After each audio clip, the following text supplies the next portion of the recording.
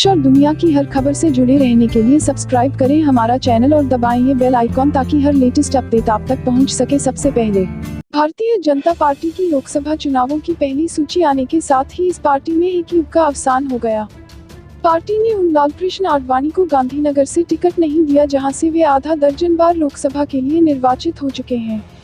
ज्यादातर राजनीतिक प्रेक्षक इसे पार्टी में मोदी युग के उभार का परिणाम मानते हैं, लेकिन जिन्हें इतिहास की थोड़ी भी समझ है वे यह जानते हैं कि भाजपा ने आज आडवाणी का जो हश्र किया है उसके लिए प्रधानमंत्री नरेंद्र मोदी नहीं स्वयं आडवाणी जिम्मेदार हैं।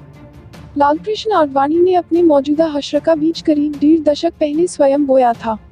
प्रधानमंत्री बनने की इच्छा पाले हुए आडवाणी ने अपनी समझ से कट्टर छवि को उदार चेहरे के रूप में बदलने की कोशिश करते हुए पाकिस्तान की यात्रा के दौरान उस मोहम्मद अली जिन्ना को धर्मनिरपेक्ष बताया जिसे उनका मूल संगठन आरएसएस भारत के विभाजन के खलनायकों में से एक मानता है।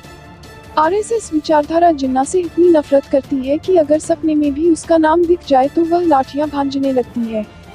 उसी जिन्ना को आडवाणी ने जब धर्मनिरपेक्ष बताया तो आरएसएस आग बबूला हो गया, क्योंकि आडवाणी का यह तमगा आरएसएस की विचारधारा पर सीधा हमला था।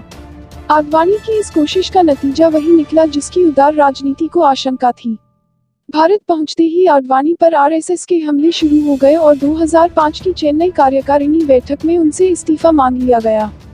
हालांकि अटल बिहारी वाजपेयी के हस्तक्षेप से उनका इस्तीफा अगले साल अर्थात 2006 की मुंबई कार्यकारिणी तक टाल दिया गया, लेकिन उसके बाद से ही आरएसएस नेतृत्व ने यह तय कर लिया कि अब वह मौका मिलते ही आडवाणी को हाशिए पर फेंक देगा।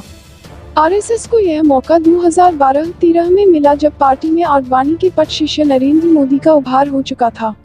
वे हिंदुत्व के पोस्टर बॉय के रूप में आरएसएस के प्रिय पात्र का स्वरूप ग्रहण कर चुके थे। उसके बाद आडवाणी की पार्टी में दुर्गति शुरू हो गई थी। कायदे से आडवाणी को उसी समय संन्यास ले लेना चाहिए था, लेकिन वह निर्णय नहीं कर पाए और आखिरकार भाजपा को ही उनका टिकट काटकर उन्हें संन्यास आश्रम में भेजना पड़ा। हमारे साथ बने रहने के लिए हम अपने सभी व्यूअर्स और सब्सक्राइबर्स का तहे दिल से धन्यवाद करते हैं, क्योंकि आप हैं तो हम हैं।